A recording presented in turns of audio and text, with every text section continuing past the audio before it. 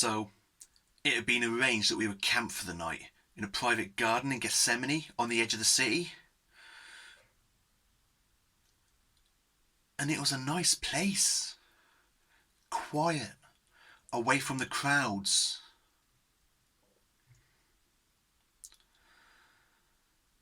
And I thought, away from trouble. But the master wasn't right. He was very agitated, fearful even. There were a lot of concerned glances going around. I mean, look, we'd all seen him upset and frustrated and even angry before, but never afraid. And that bothered me. He said he wanted to go off and pray for a while, but he asked me and John and James to go with him, just for an hour. He clearly didn't want to be left alone. So we went with him a little further into the garden, and he was just in a right state now. Crying and shaking and sweating. I mean, it was hard to watch.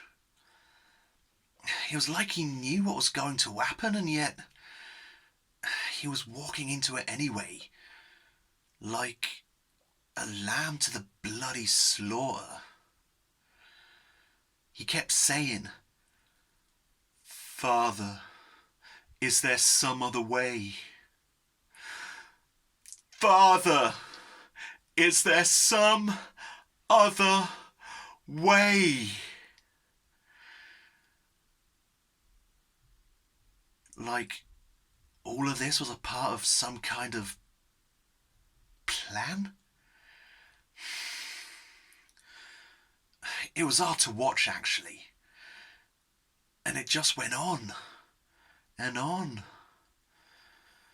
And the next thing I knew, he stood over me and he's shaking me by the arm. 1 hour, Peter.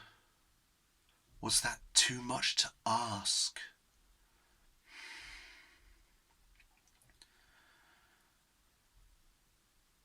I'd fallen asleep. We all had. And it was then that bastard traitor turned up, and he had the armed temple guard with him. And I knew what was happening. He walked over to the master, and he kissed him. I'd never felt so sick and so angry. So there was Judas and 9 or 10 guards, and I'm thinking, well, come on, I'll take the bloody lot of you. So I grabbed the knife that I used for gutting fish, and I start swinging for them, and I catch this Malchus on the side of the head, and it takes off a part of his ear, and the guards, they all grab at me, and I'm resisting them the best that I can. But then, the master, he comes over to me, and he's different now, more at peace, and he says to me,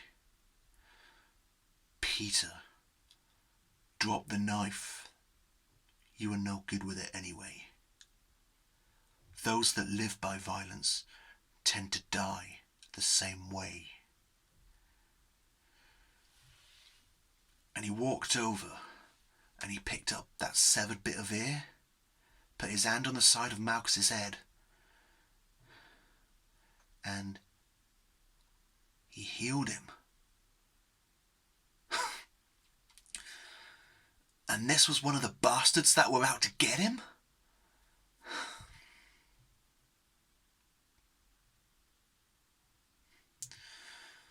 Look, I know what he used to teach. Love your enemies, pray for those that persecute you, do good by them that harm you, but that?